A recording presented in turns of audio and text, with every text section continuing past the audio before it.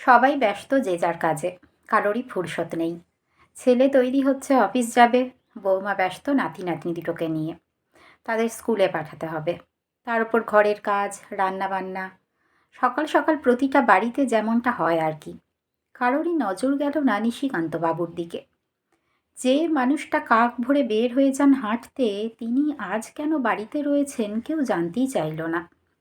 নিশিকান্তবাবু নিজেকে বোঝালেন, সবাই ব্যস্ত, তাড়াহুড়ো করছে, তাই হয়তো কারোর মনে নেই। ছেলে বেরিয়ে গেল অফিসে, বৌমা বাচ্চাদের নিয়ে গেল স্কুলে।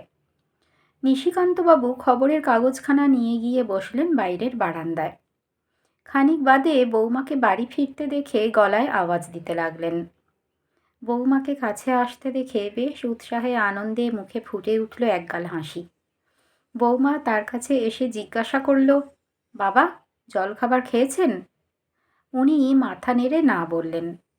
এত বেলা হতে চলল, এখনো খাননি? খাবার তো টেবিলে রেখে গিয়েছিলাম, বলে গেলাম খেতে, তবুও না খেয়ে বসে আছেন। সুগারের পেশেন্ট, শরীর খারাপ করলে কে দেখবে শুনি? শুধু তো দেখাশোনা নয়, খরচাটাও তো হবে। কি আক্কেল আপনার! বলে রাগে গজগজ করতে করতে বৌমা ঘরে চলে গেল।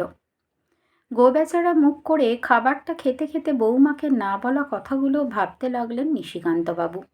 তোমার জন্যই তো অপেক্ষা করছিলাম বৌমা, ভেবেছিলাম তোমার হয়তো মনে থাকবে, কিন্তু মনে নেই। নাকি সবাই আমাকে বোকা বানাচ্ছে? তাই হবে হয়তো, যেমনভাবে দাদু ভাইকে আমরা গত মাসে বোকা বানিয়েছিলাম। আর বৌমা তো কথাটা ভুল বলেনি, সেবার তো সত্যিই আমার শরীর খারাপ হয়েছিল।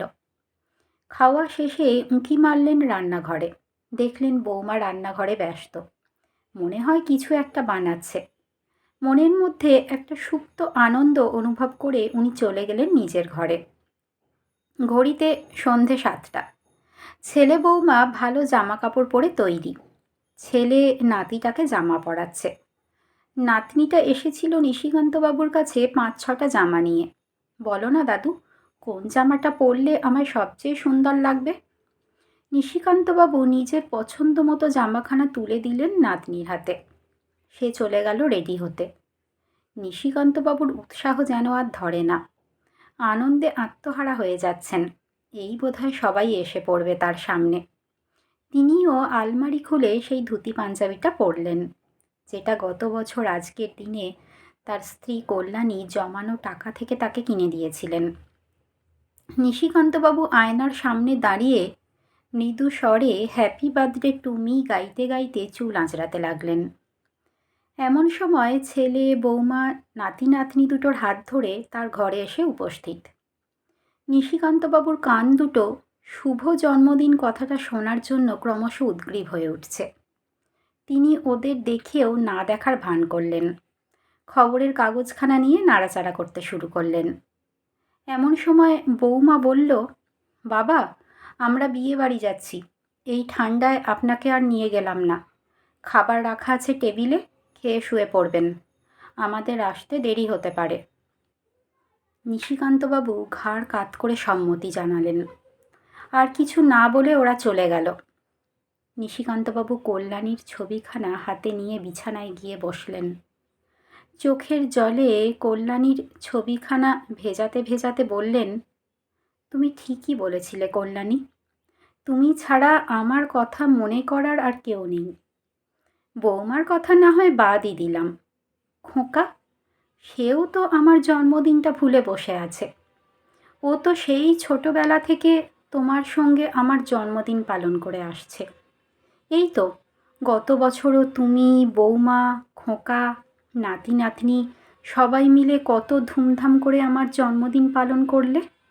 তোমার মনে আছে বৌমা আমার জন্য কেক বানিয়েছিল? জীবনে প্রথমবার জন্মদিনে কেক কেটেছিলাম আমি। কেক কাটতে কাটতে তোমায় ব্যঙ্গ করে বলেছিলাম, সারা জীবন তো শুধু পায়েসই খাইয়ে গেলে আমায়, দেখো বৌমা আমার জন্য কেক বানিয়েছে। তুমি সেদিন তোমার বানানো পায়েস খাওয়াতে খাওয়াতে বলেছিলে, বানিয়েছি যখন খেয়ে নাও, এরপর থেকে আমি আর পায়েস বানাবো না। খেয়েও তুমি তোমার জন্মদিনে তোমার বৌমার হাতের কেক।